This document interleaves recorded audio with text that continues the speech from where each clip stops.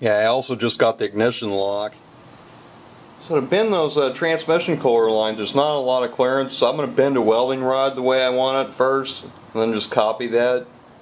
Yeah, I got one of the transmission core lines done, and it was almost exactly the right length. I only cut about a ½ inch off of it, and I use this Master Cool hydraulic flaring tool to reflare the end.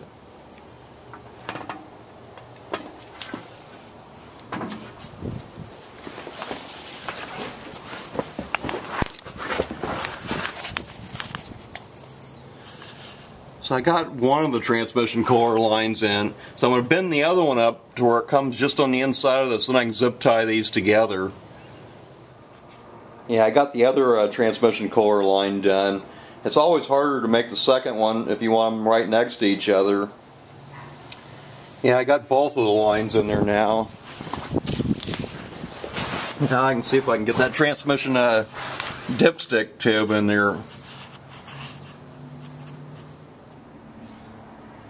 Yeah, I got the lower radiator hose in it. The upper one, I don't have the right one yet. So now I think I'm going to put the kick down cable in and the transmission dipstick. And here's the type of kick down cable this guy got. Yeah, it's all adjustable. Yeah, and with this cable, it's way too long. I'm going to have to cut some of it off. Yeah, so I got the cable cut off. I guess they make these aftermarket cables way too long. Yeah, this is just some kind of a universal dipstick I'm going to put on the transmission. I mounted the dipstick right there.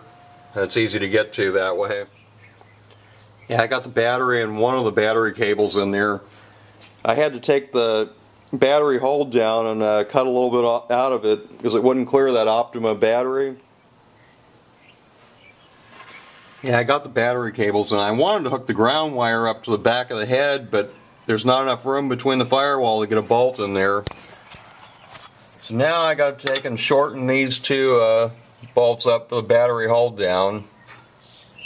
Yeah, I took and put one little strap on that positive cable just so it doesn't hit the headers. Yeah, and I got most of the parking brake in. There's just a couple pieces underneath that I don't have yet. That connects this to the other cable. Yeah, I just got an inline fuel filter, and what I'm going to do is I'm going to put it in this line down by the gas tank. Yeah, I always like to put them down here because it looks better that way, and it also filters out the stuff before it gets to the fuel pump, because I don't know what the condition of this gas tank's in. Yeah, and how I like to do these lines when I'm going to put a rubber hose over is I do the first step to double flare, and it does it perfect. Yeah, I got the fuel filter in here. Yeah, I got all the parking brake stuff on here now. Yeah, now I'm going to put that fuel filler in here. Yeah, so now I'm trying to do these AC controls in this 55 Chevy. And I got two new levers for the two that are broke off, and you got to drill that rivet out. So now I had to put this little bracket on here. One hole you have to drill. So now I got to take this other arm and grind that off. Yeah, you also got to take and put these little pins through here. Yeah, then you take the original pin out that goes through the center, and you put this bolt in with these spacers, and the other lever goes on there. That's an aftermarket one. Hey, so this is how all the switches go on here.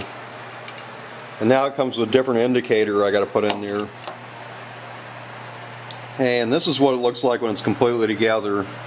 I think it's going to be kind of hard to get that in the dash with these switches on there like that.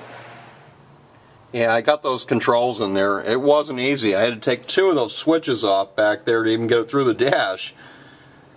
So now there's some way you have to calibrate this because it works exactly opposite.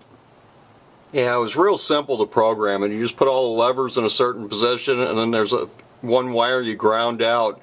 So now all the switches work in the right direction. Before they worked exactly opposite. Yeah, I just got a few more parts. I found an upper radiator hose that works. Yeah, and I got the hose on the radiator. I put the power brake vacuum hose in. And I left it long on purpose, just so it clears the throttle linkage. I'll probably shorten it later. Yeah, and I got the right dipstick,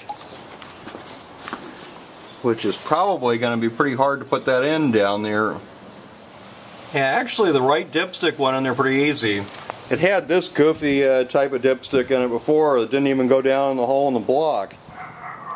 So now I'm going to put the fuel pump in and I'm going to rework the fuel line so it comes out in the right spot. Yeah, so I got the fuel pump in. Now I need to rework this fuel line to where it comes out in the right spot. Yeah, so I got the fuel line in it. I just cut the fuel line off that was in there and then put a union in it and made the other piece up so it comes out right.